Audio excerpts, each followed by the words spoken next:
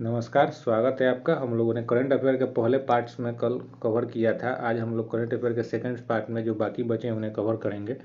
तो हमने देखा था कल लास्ट में कि एक्सटर्नल अफेयर्स मिनिस्टर ने कहा है कि न्यू एजुकेशन पॉलिसी के तहत फारसी को क्लासिकल लैंग्वेज में शामिल किया जाएगा।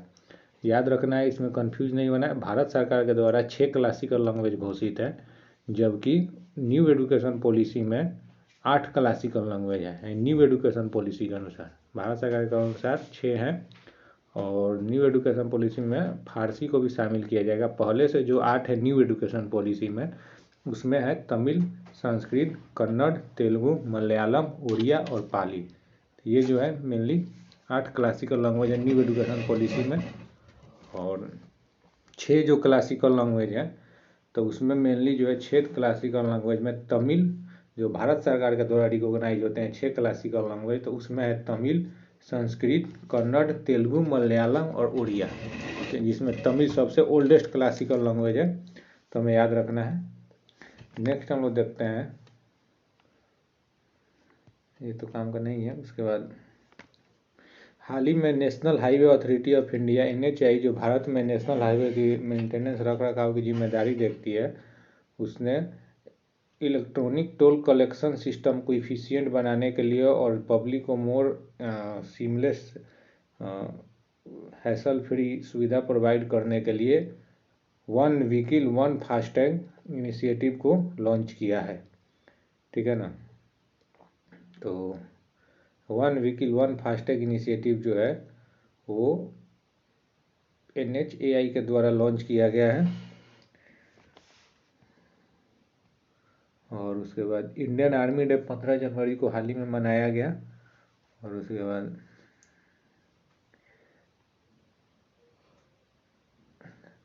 कच्छी खाड़े को अभी हाल ही में GI टैग मिला है। वो किस राज्य से बिलोंग करता है? तो यह गुजरात से बिलोंग करता है। इसके पहले हम लोगों ने देखा था काई चटनी जो है उड़ीसा का, मयूरभंज डिस्ट्रिक्ट का जो है उड़ीसा का काई चटनी, उसे GI टैग मिला था।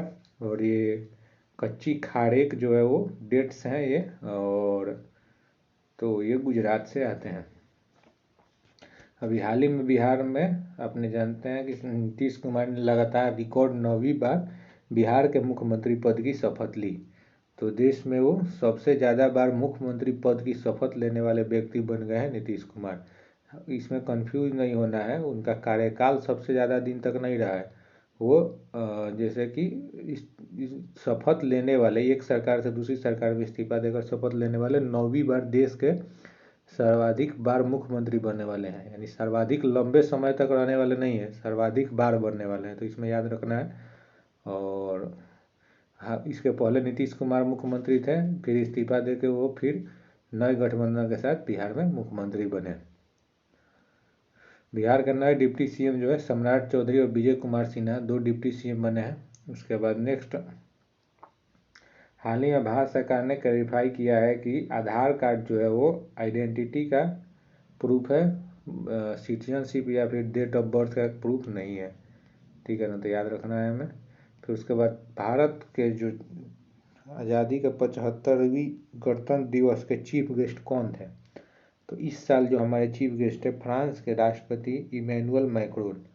तो फ्रांस के राष्ट्रपति इमैनुअल मैक्रोन जो है भारत के 75वें गणतंत्र दिवस के मुख्य अतिथि थे। अगर पूछे कि भारत के 74वें गणतंत्र दिवस के मुख्य अतिथि कौन थे, तो इजिप्ट के राष्ट्रपति अब्दुल फतह अल सीसी थे भारत के 74वें गणतंत्र दिवस के मुख्य अतिथि।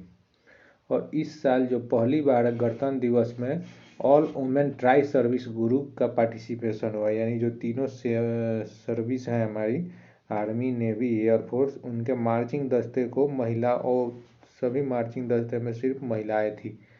तो ऑल वुमेन कंटिजेंट पहली बार रिपब्लिक डे में आया है। उसके बाद फ्रांस का एक 95 मेंबर का कंटिजेंट भी, जो सैनिकों का दस्ता था, वो भी इसमें शामिल हुआ। अच्छा, उसके बाद रिपब्लिक डे 2024 का थीम क्या था, परेड का थीम क्या था? तो परेड का जो थीम है वो था विकसित भारत और भारत लोकतंत्र की मातृका, यानी Bharat the mother of democracy और विकसित भारत। ये जो 2 थीम है हमें याद रखने हैं। रिपब्लिक डे का थीम था विकसित भारत और भारत लोकतंत्र की मातृका, यानी Bharat the mother of democracy. अच्छा, अभी हाल ही में किस टाउनशिप का उद्घाटन प्रधानमंत्री के द्वारा किया गया है? तो integrated industrial township greater Noida का उद्घाटन किया गया।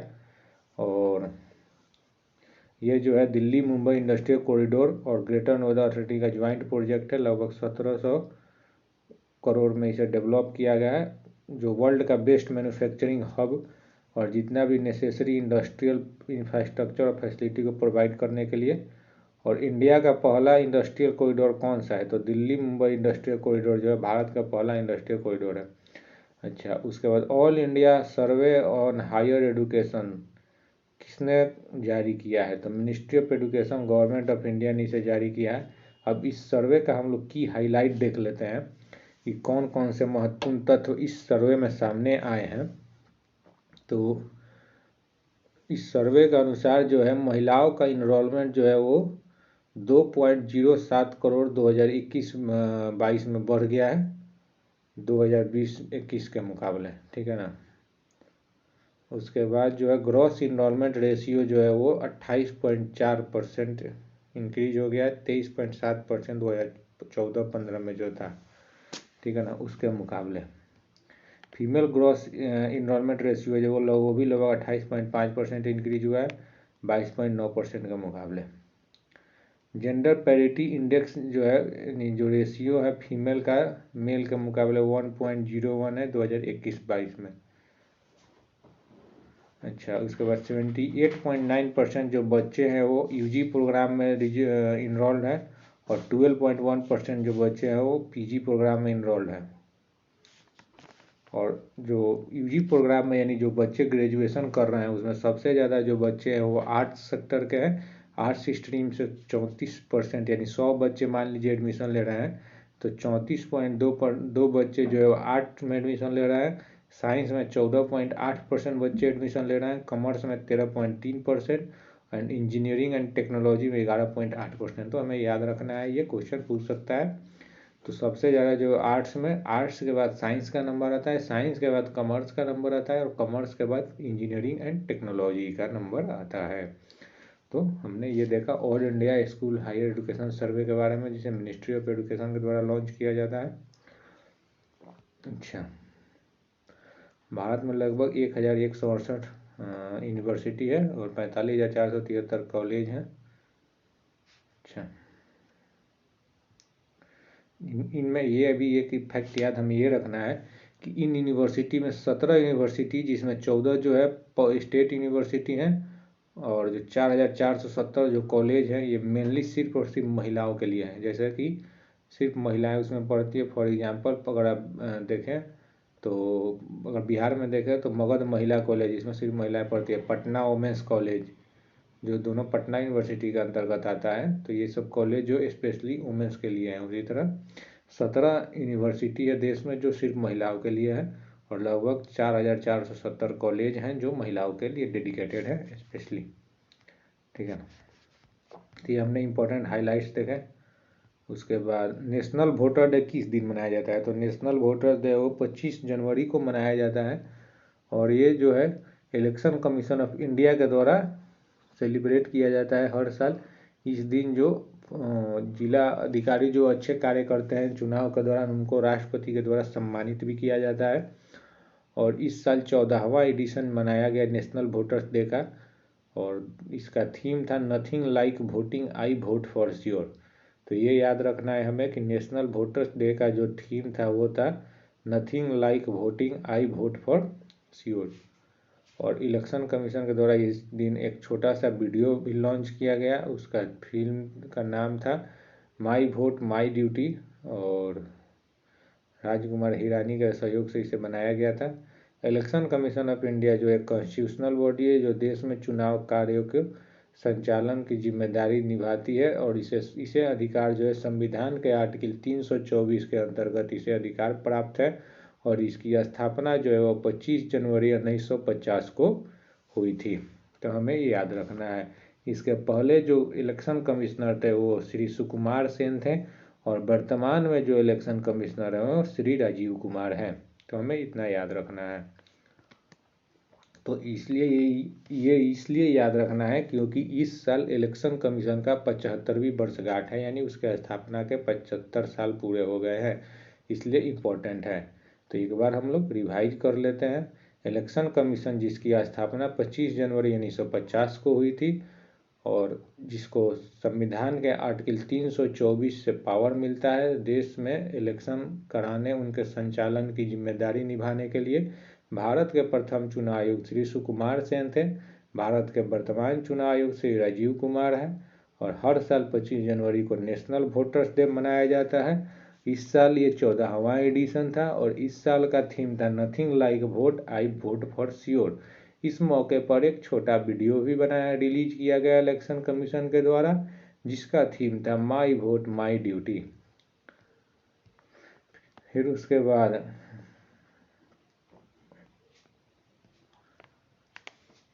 पद्म अवार्ड, ये तो ठीक है। और इस साल हम लोग देखते हैं इम्पोर्टेंट पद्म हम लोगों ने देखा था भारत रत्न फर्स्ट सेक्शन में कि भारत रत्न 5 लोगों को मिला है। फिर पद्म विभूषण जो है वो हम लोग देख लें तो वो भी 5 लोगों को मिला है, जिसमें वैजयंती माला को आर्ट सेक्टर में जो तमिलनाडु से आती है उनको मिला है। श्री कोंडिकेला चिरंजीवी को मिला है आर्ट सेक्टर में, जो साउथ इंडिया के कलाकार है चिरंजीवी, उनको मिला है, आंध्र प्रदेश से आते हैं। फिर श्री एम वेंकैया नायडू जो हमारे पूर्व उपराष्ट्रपति थे, उनको, वो भी आंध्र प्रदेश से आते हैं, पब्लिक अफेयर्स के लिए मिला है पद्म विभूषण। फिर श्री बिंदेश्वर पाठक जो बिहार के थे और जिन्होंने पूरी दुनिया में सुलभ इंटरनेशनल के कार्यों के माध्यम से सराहना पाई, उन्हें सोशल वर्क के लिए मिला है पद्म विभूषण। और फिर उसके बाद MS पद्मा सुब्रमण्यम को मिला है आर्ट सेक्टर में तमिलनाडु में। तो 3 लोगों को आर्ट सेक्टर में, एक आदमी को पब्लिक अफेयर, एक आदमी को सोशल वर्क में मिला है पद्म विभूषण। और 5 लोगों को भारत रत्न मिला था जिसको हम लोगों ने डिस्कस किया था, जिसमें बिहार के पूर्व मुख्यमंत्री कर्पूरी ठाकुर, पूर्व भाजपा के बड़े नेता लाल कृष्ण आडवाणी, पूर्व भाजपा के बड़े नेता और भारत के पूर्व उप प्रधानमंत्री, फिर उसके 2 पूर्व प्रधानमंत्री को चौधरी चरण सिंह और PV नरसिम्हा राव को, और हमारे कृषि जो हरित क्रांति थी उसके जनक माने जाने वाले MS स्वामीनाथन को ये अवार्ड मिले हैं भारत रत्न। ये भी हमें याद रखना है कि अंतिम बार 2019 में भारत रत्न मिला था। अच्छा, उसके बाद नेक्स्ट करंट अफेयर है कि अभी हाल ही में 42 दिन का महामंडल फेस्टिवल कहाँ शुरू हुआ। तो अयोध्या में भगवान श्री राम की प्राण प्रतिष्ठा से पहले ये महामंडल फेस्टिवल शुरू हुआ था। अच्छा, उसके बाद फिनांस और पंचायती राज इंस्टीट्यूशन रिपोर्ट अभी हाल ही में किस संस्था द्वारा रिलीज किया गया। पंचायती राज इंस्टीट्यूशन की वित्तीय हालात क्या है, इस पर अभी हाल ही में report reserve bank of India के द्वारा जारी किया गया है। उसके बाद नेक्स्ट करंट अफेयर है कि अभी हाल ही में ऑल इंडिया क्रिमिनोलॉजी कॉन्फ्रेंस जो है नेशनल फॉरेंसिक साइंस यूनिवर्सिटी के द्वारा कहाँ आयोजित किया गया। तो ये जो है वो गुजरात के गांधीनगर में 44वां एडिशन था, इसे ऑर्गेनाइज किया गया। और इसके साथ ही साथ इसके parallel 5th international criminology conference का भी आयोजन किया गया। तो इस पराक्रम दिवस कब मनाया जाता है। तो पराक्रम दिवस जो है वो हमारे राष्ट्र नायक नेताजी सुभाष चंद्र बोस की जन्म जयंती 23 जनवरी के दिन मनाया जाता है। अच्छा, फिर उसके बाद आज़ादी के से हमारे देश गणतंत्र बना है, यानी संविधान के एडॉप्शन का 75 साल पूरे होने पर 24 जनवरी 1950 को जो भारत गणतंत्र संप्रभु राज्य बना था, गणतंत्र लोकतांत्रिक राज्य, तो डेमोक्रेटिक रिपब्लिक इंडिया जो बना था, तो 75 साल पूरे होने पर भारत सरकार ने साल भर हमारा संविधान हमारा सम्मान कार्यक्रम मनाने की घोषणा की है। और इसे वाइस प्रेसिडेंट श्री जगदीप धनखड़ के द्वारा उद्घाटन किया गया doctor Ambedkar international centre new Delhi में। यह ministry of law and justice के द्वारा मनाया जा रहा है, जिसका थीम है सबको न्याय, हर घर न्याय, नव भारत नव संकल्प विधि जागृति अभियान। तो संविधान के बारे में सबको जानकारी देने के लिए इस स्कीम को मनाया जा रहा है, इस प्रोग्राम को चलाया जा रहा है। अभी हर साल 23 जनवरी को राष्ट्रीय आपदा प्रबंधन पुरस्कार, प्रधानमंत्री आपदा प्रबंधन पुरस्कार दिया जाता है। तो इस साल सुभाष चंद्र बोस आपदा प्रबंधन पुरस्कार 2024 के लिए इंस्टीट्यूशनल कैटेगरी में किसे मिला है। तो 60 parachute field hospital Uttar Pradesh को यह अवार्ड मिला है। अच्छा, उसके बाद भारत रत्न हम लोगों ने देख लिया। अभी हाल ही में प्रधानमंत्री सूर्योदय योजना जो लॉन्च हुआ है उसका मेन थीम क्या है? तो प्रधानमंत्री सूर्योदय योजना का मेन थीम है लगभग 1 करोड़ घरों पर रूफटॉप सोलर लगाना, जिससे कि 300 यूनिट का बिजली प्रोडक्शन हो सके। अभी हाल ही में राष्ट्रपति जी द्वारा राज्यसभा में किसे नॉमिनेट किया गया? तो श्री सतनाम सिंह संधू को 4 शेड्यूल आर्टिकल 41 और 82 आर्टिकल के अंतर्गत जो है नॉमिनेट किया गया। राष्ट्रपति को यह अधिकार है कि वो राज्यसभा में 12 सदस्यों को नॉमिनेट कर सकते हैं, आर्ट, कल्चर, फेस्टिवल, लिटरेचर, इन सभी डिफरेंट फील्ड से। और जो पहले 2 था लोकसभा में एंग्लो इंडियन का नॉमिनेशन के लिए, तो उसे हाल ही में संविधान संशोधन करके हटा दिया गया। तो उस राष्ट्रपति को अधिकार है कि 12 सदस्य को 250 में 12 सदस्य को राष्ट्रपति जी नियुक्त करते हैं, नॉमिनेट करते हैं, और 238 जो है वो नियुक्त होते हैं। ठीक है। फिर नेक्स्ट करंट अफेयर है कि किस राज्य सरकार ने सड़क सुरक्षा फोर्स जो है किस राज्य सरकार ने बनाया? तो ये भारत में पहली बार बनाया गया है पंजाब राज्य सरकार के द्वारा, और इसमें सड़क दुर्घटना को कम करने के लिए सड़क सुरक्षा फोर्स, डेडिकेटेड सड़क सुरक्षा के लिए एक फोर्स बनाया गया है। आपने ट्रैफिक पुलिस सुना होगा, लेकिन ये सड़क सुरक्षा फोर्स स्पेशली जो है, ट्रैफिक पुलिस जो है रेगुलर पुलिस में से आते हैं, और जो सड़क सुरक्षा फोर्स स्पेशली सड़कों की सुरक्षा के लिए बनाया गया है। फिर उसके बाद नेक्स्ट करंट अफेयर है कि किस कंटिजेंट ने रिपब्लिक डे परेड के दौरान बेस्ट मार्चिंग कंटिजेंट का अवार्ड जीता है? तो बेस्ट मार्चिंग कंटिजेंट का अवार्ड जो है वो सिख रेजिमेंट को मिला है, और 3 सर्विस में, यानी आर्मी, नेवी, एयरफोर्स में 3 सिख रेजिमेंट को बेस्ट कंटिजेंट का अवार्ड मिला। और CAPF यानी सेंट्रल आर्म पुलिस फोर्स में जो बेस्ट कंटिजेंट का award Delhi police women marching दस्ता को मिला है। बेस्ट 3 जो टवेलू है, यानी जो बेस्ट 3 झांकी है, उसमें सबसे पहले उड़ीसा की झांकी को प्रथम स्थान मिला है वुमेन एम्पावरमेंट इन विशेष। सेकेंड जो स्थान मिला है वह गुजरात के धोर्डो, गुजरात का जो झांकी था वो Dhordo global icon of Gujarat border tourism, उस पर थीम बेस्ड था। और तीसरा अवार्ड जो है तमिलनाडु को मिला है कुद्दा बोल्लाई सिस्टम, जो एंशियंट तमिलनाडु में है, जिसे यहाँ डेमोक्रेसी का जन्म हुआ, यानी जहाँ सबसे पहले डेमोक्रेसी प्रैक्टिस हुआ तो उसे मिला है। तो याद रखना है, सबसे प्रथम स्थान उड़ीसा को, दूसरा गुजरात को, तीसरा तमिलनाडु को, और मार्चिंग कंटिजेंट में सिख रेजिमेंट को, और CAPF में दिल्ली पुलिस वुमेन रेजिमेंट को। ठीक है। और केंद्र सरकार के जो झांकी थे उसमें सबसे बेहतर फर्स्ट झांकी मिला है मिनिस्ट्री ऑफ कल्चर, जिसका थीम था भारत मदर ऑफ डेमोक्रेसी, क्योंकि इस साल रिपब्लिक डे का भी थीम था भारत लोकतंत्र मातृ का, तो इसलिए। उसके बाद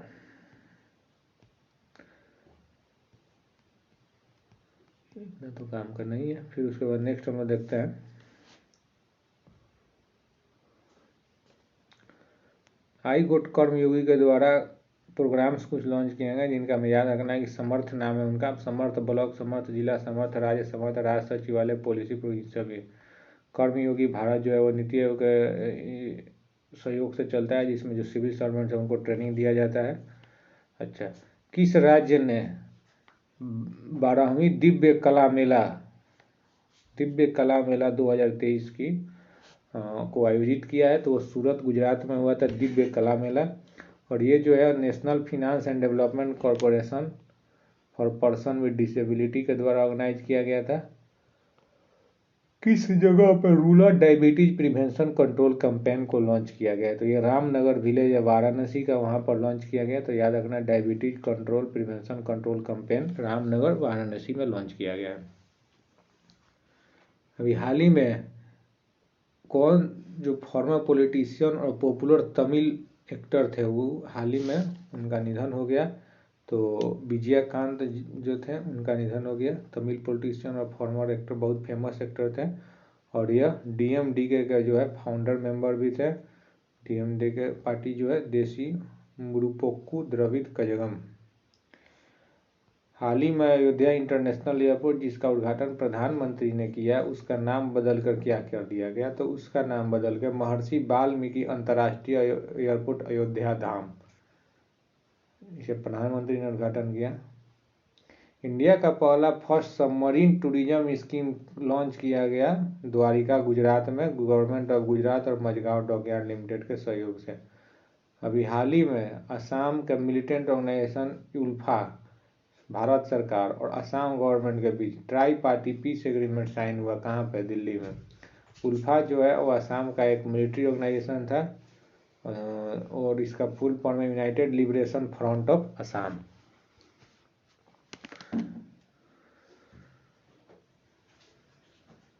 उसके बाद मिर्जापुर डिस्ट्रिक्ट में बेटी बचाओ बेटी पढ़ाओ स्कीम का ब्रांड एम्बेसडर पिंकी को बनाया गया है।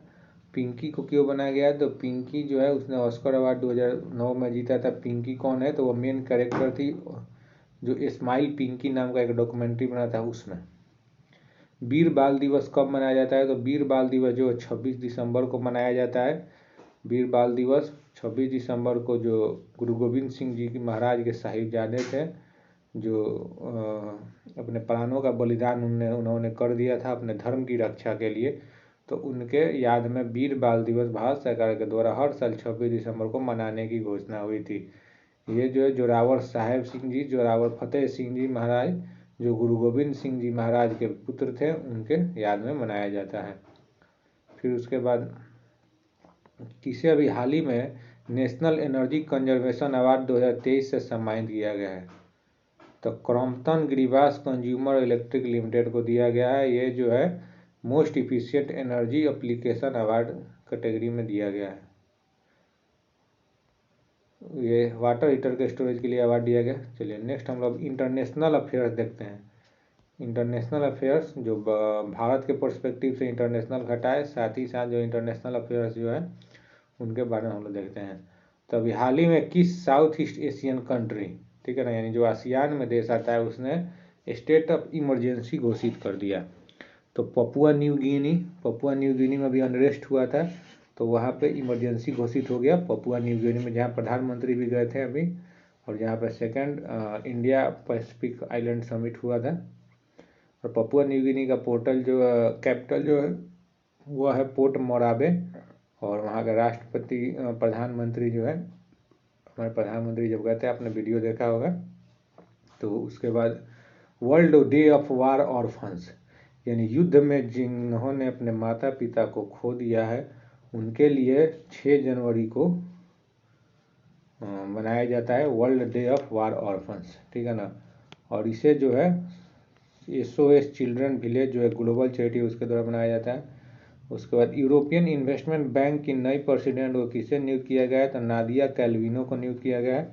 आसियान डेवलपमेंट बैंक का एग्जीक्यूटिव डायरेक्टर किसे बनाया गया है? एशियन डेवलपमेंट बैंक का, तो एशियन डेवलपमेंट बैंक का एग्जीक्यूटिव बनाया गया है विकासशील को, ठीक है ना। फिर उसके बाद ADB का हेड कौन है? तो ADB का हेड है मसा तासाइगु असाकावा।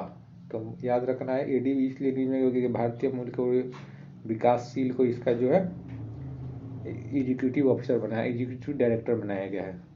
ADB का हेडक्वार्टर मनीला में है, फिलीपींस में। और उसके बाद अभी हाल ही में फेडरल रिजर्व बैंक के बोर्ड ऑफ डायरेक्टर में किसे नियुक्त किया गया है? तो राजीव शाह को नियुक्त किया गया है। और उसके बाद अभी हाल ही में भारत ने किस देश के साथ हाइड्रोकार्बन सेक्टर में कॉपरेशन के लिए एग्रीमेंट साइन किया है? तो गुयाना के साथ साइन किया है। आपको पता है गुयाना के जो राष्ट्रपति है मोहम्मद इरफान अली, वो भारतीय मूल के हैं, और गुयाना में बड़ी संख्या में भारतीय मूल के लोग रहते हैं। गुयाना जो देश है वो कैरिबियन देश है, साउथ अमेरिका और कैरिबियन आइलैंड में पड़ता है गुयाना, और उसके बाद साउथ अमेरिका का हिस्सा है। कैपिटल जो है गुयाना का वो है जॉर्ज टाउन। अच्छा, उसके बाद बिम्स्टेक के सेक्रेटरी जनरल कौन बने हैं? तो इंद्रमणि पांडे जो भारत के हैं वो बिम्स्टेक जो है Bay of Bengal multi sector Bay of Bengal initiative for multi sector technical economic cooperation BIMSTEC के जो है नए सेक्रेटरी जनरल जो बने हैं वो इंद्रमणि पांडे बने हैं। Bay of Bengal initiative for multi sector technical and economic cooperation. अभी हाल ही में भारत के नए अम्बेसडर WTO के जेनेवा में किसे नियुक्त किया गया? तो सेंथिल पांडेयन को नियुक्त किया गया है। और WTO का भी समिट जो है वो अभी हाल ही में दुबई में होने वाला है। उसके पहले 30th ministerial conference 12th ministerial conference हुआ था। इसके पहले जेनेवा स्विट्जरलैंड में, WTO का हेडक्वार्टर भी है स्विट्जरलैंड जेनेवा में। और हर 2 साल पर मिनिस्ट्रियल कॉन्फ्रेंस होता है। मिनिस्ट्रियल कॉन्फ्रेंस जो है वो WTO का एपेक्स डिसीजन बॉडी है, जिसमें हर देश के ट्रेड मिनिस्टर शामिल होते हैं और वो डिसीजन लेते हैं। अच्छा, WTO की डायरेक्टर जनरल कौन है? तो WTO की डायरेक्टर जनरल है नोगोजी ओकोनोजो इएवाला। तो हमें याद रखना है WTO के डायरेक्टर जनरल है नोगोजी ओकोनोजो इएवाला। अच्छा, श्रीलंका में सबसे ज़्यादा भारतीय मूल के लोग टूरिज्म में गए हैं। श्रीलंका का प्रधानमंत्री दिनेश गुणवर्धने हैं और श्रीलंका का प्रेसिडेंट है रानिल विक्रमसिंघे, तो याद रखना है। अच्छा, फिर अभी किसे बेस्ट डायरेक्टर का अवार्ड मिला है? Motion picture award golden globes 2024 में, तो क्रिस्टोफर नोलन को मिला है। अच्छा, तो कौन सी संस्था गोल्डन ग्लोब अवार्ड्स प्रोवाइड करती है? तो the Hollywood foreign press association इसे प्रोवाइड करती है। और क्रिस्टोफर नोलन को किस फिल्म के लिए मिलना है? तो अभी हाल ही में ओपेनहाइमर फिल्म बना था, जो अमेरिका के रॉबर्ट ओपेनहाइमर जो इन्होंने एटॉमिक बम बनाया था उनके ऊपर ये फिल्म था, जिसमें आपने देखा होगा भगवत गीता के एक को लेकर कंट्रोवर्सी भी हुआ था। तो ओपेनहाइमर जो है वो अमेरिका में एटम बम बनाने का श्रेय उन्हें दिया जाता है। तो क्रिस्टोफर नोलन द्वारा ये बनाया गया था ओपेनहाइमर, इसी को मिला है बेस्ट डायरेक्टर का अवार्ड का मिला है। फिर अर्थ रोटेशन डे कब मनाया जाता है? तो 8 जनवरी को मनाया जाता है अर्थ रोटेशन डे। अभी हाल ही में किस देश में अवामी लीग ने सत्ता में जीत पार्लियामेंट्री इलेक्शन में जीत हासिल करके 5वीं बार रिकॉर्ड प्रधानमंत्री बनने का किसे मौका मिला है? तो बांग्लादेश की शेख हसीना है, उनकी पार्टी है अवामी लीग। और वहाँ की विपक्षी पार्टी है बांग्लादेश नेशनलिस्ट पार्टी, जिसने चुनाव को बॉयकॉट किया था। बांग्लादेश के प्रधानमंत्री शेख हसीना है, राष्ट्रपति मोहम्मद शहाबुद्दीन है। उसके बाद सबसे ज़्यादा भाषा में गीत गाकर यानी गाना गाकर सबसे ज़्यादा भाषा में कई भाषाओं में गाना गाकर विश्व रिकॉर्ड किसने बनाया है? तो सुचेता सतीश किरला की है, उन्होंने बनाया है, याद रखना है हमें। इंटरनेशनल पर्पल फेस्ट 2024 कहाँ ऑर्गेनाइज हुआ था? तो इंटरनेशनल पर्पल फेस्ट जो है वो गोवा में ऑर्गेनाइज हुआ है। फिर उसके बाद गैब्रियल एट्टल अभी किस देश के यंगेस्ट प्रधानमंत्री बने थे? अभी हाल ही में आपने देखा होगा फ्रांस के सबसे यंगेस्ट प्रधानमंत्री बने 34 साल में गैब्रियल एट्टल। और फ्रांस के राष्ट्रपति इमैनुअल मैक्रोन, जो भारत के में चीफ गेस्ट है रिपब्लिक डे पे। अच्छा, फिर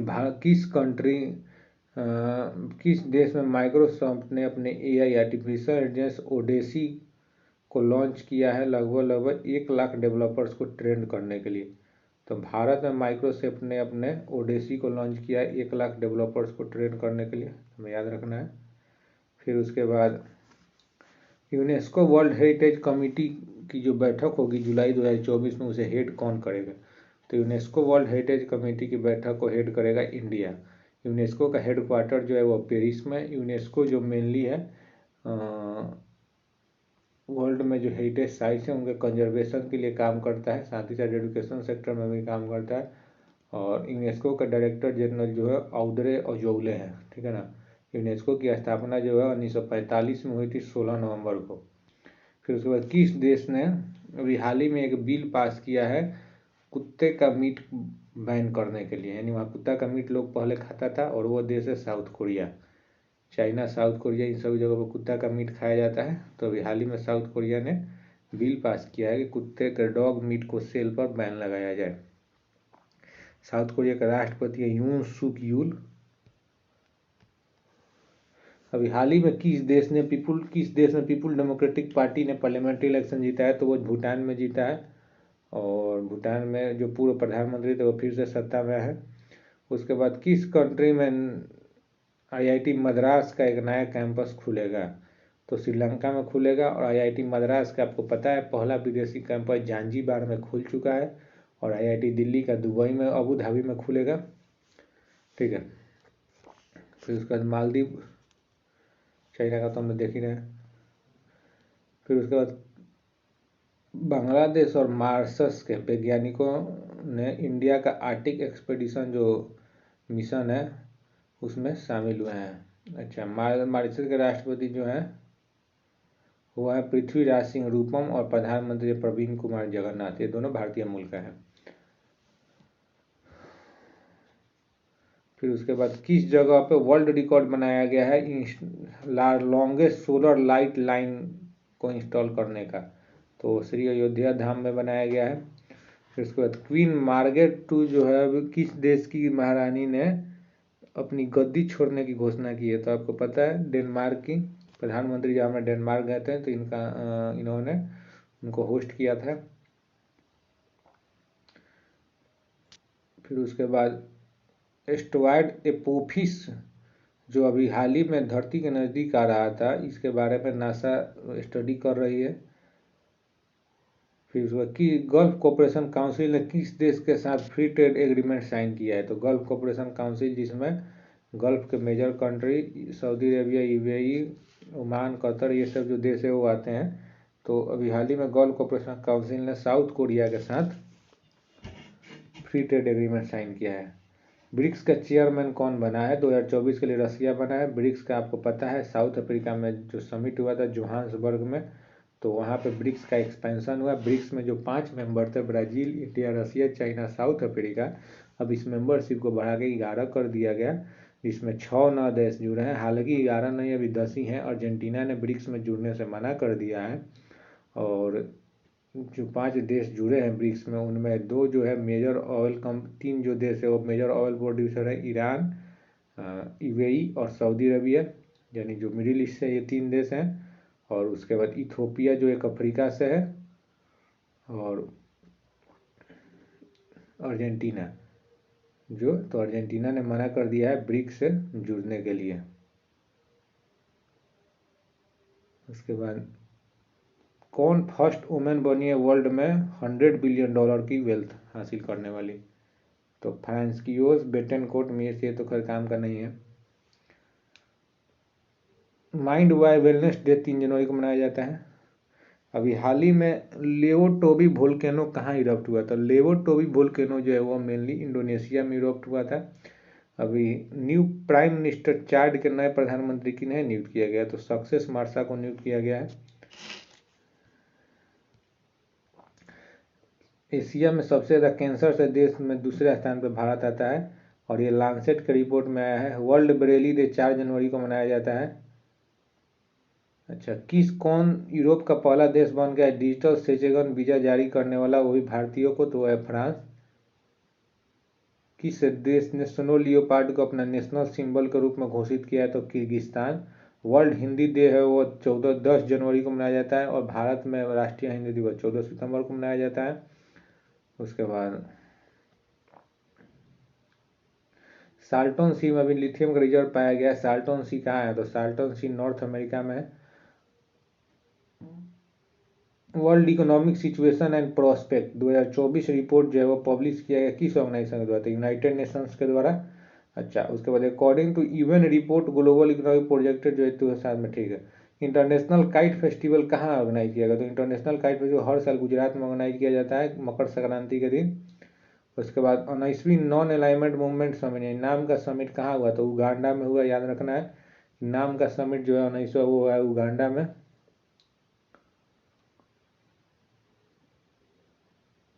इंडियन ओशियन में 2024 का पहला सही कौन है, अल्वारो, ठीक है ना।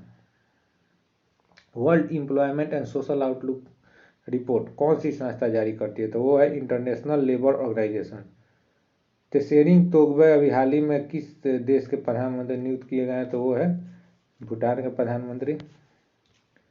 ग्लोबल रिस्क रिपोर्ट 2024 जो है वो पब्लिश किया जाता है किस ऑर्गेनाइजेशन के द्वारा, तो वर्ल्ड इकोनॉमिक फोरम के द्वारा, याद रखना है हमें। फिर इंटरनेशनल कैमल फेस्टिवल जो है वो किस राजस्थान में किस जिले में हुआ, तो बीकानेर में हुआ। ताइवान के नए राष्ट्रपति किसे चुना गया है, तो विलियम लाई को चुना गया है, जो डेमोक्रेटिक पीपुल्स पार्टी डीपीपी के कैंडिडेट हैं। और उसके बाद बेस्ट कॉमेडी सीरीज का अवार्ड 75वीं ईमी अवार्ड में किसने जीता, तो द बियर को मिला है। निपा का पहला वैक्सीन कौन डेवलप किया? तो ऑक्सफोर्ड यूनिवर्सिटी ने, ऑक्सफोर्ड यूनिवर्सिटी वही जो कोविशील्ड सीरम इंस्टीट्यूट वाला डेवलप किया था कोरोना का। और उसके बाद 9वीं India International Science Festival organise कहाँ किया गया? तो हरियाणा में किया गया India International 9th India International Science festival.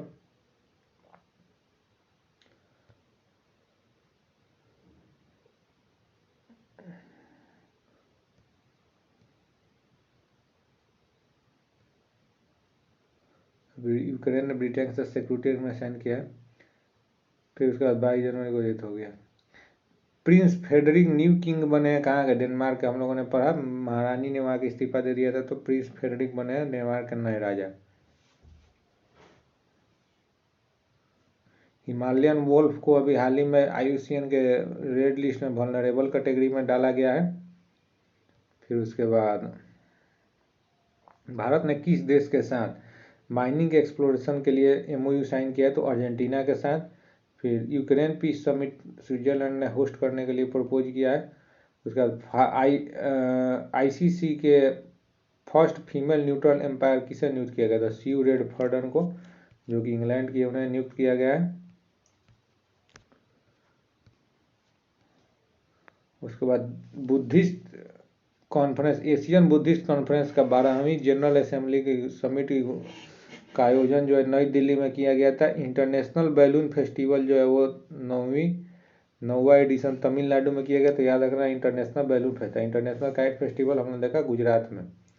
ठीक है। एशिया का largest civil aviation show Wings India 2024 कहाँ शुरू हुआ है? तो हैदराबाद में। इंपॉर्टेंट न्यूज है। फिर उसके बाद eco mark green accreditation framework किसने लागू किया है? तो वह UAE। पेंगुइन अवेयरनेस डे 20 जनवरी को मनाया जाता है।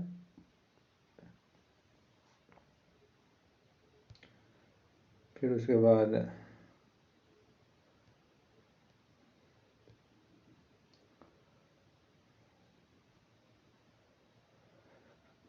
दुनिया में का सबसे ऊंचा राम टेम्पल ऑस्ट्रेलिया के पर्थ में बनाया जाएगा। फोर्ब्स का गोल्ड रिजर्व रैंकिंग में किसने टॉप किया? सबसे ज़्यादा गोल्ड का रिजर्व किसके पास है? तो USA के पास। इंडिया का रैंक जो है 9वां है, जो कि भारत सबसे ज़्यादा गोल्ड का इंपोर्ट करता है, लेकिन फिर भी हमारा रैंक 9वां है। ठीक है ना, तो याद रखना है, फर्स्ट टाइम मार देना है। 19वां नाम समिट जो अभी काम्पाला उगांडा में हुआ था, नाम नॉन अलाइ मूवमेंट, जिसका बेलग्रेड कॉन्फ्रेंस के साथ स्थापना हुआ था 1961 में। और नाम के करंट चेयरमैन है यूएरी मुसेवेनी। और नाम UN के बाद सबसे लार्जेस्ट ग्रुप है। और उसके बाद बांडगुन कॉन्फ्रेंस नाम से इंपॉर्टेंट कॉन्फ्रेंस बांडगुन 1955 में होता है। बेलग्रेड कॉन्फ्रेंस 1961 में, जिसमें भारत से जवाहरलाल नेहरू, उसके बाद मार्शल टीटो, अब्दुल नासिर, और उसके बाद नुकोरमा जो इंडोनेशिया के थे। तो इन लोग जो इम्पोर्टेंट रोल निभाए थे नाम के स्थापना में। अमेरिका से किसने टॉम हैक मिसाइल खरीदने का समझौता? जापान ने किया है। टॉम हैक मिसाइल याद रखना है जापान का। अमेरिका का इंटरनेशनल डे ऑफ एजुकेशन 24 जनवरी को मनाया जाता है। इस साल का थीम जो है लर्निंग फॉर लास्टिंग पीस। तो इस सेकंड पार्ट में हम लोग इतना देखें, और हम लोगों ने जनवरी का करंट अफेयर लेवल कवर कर लिया, और नेक्स्ट वीडियो में हम लोग इसे कंप्लीट कर लेंगे। धन्यवाद। जय हिंद।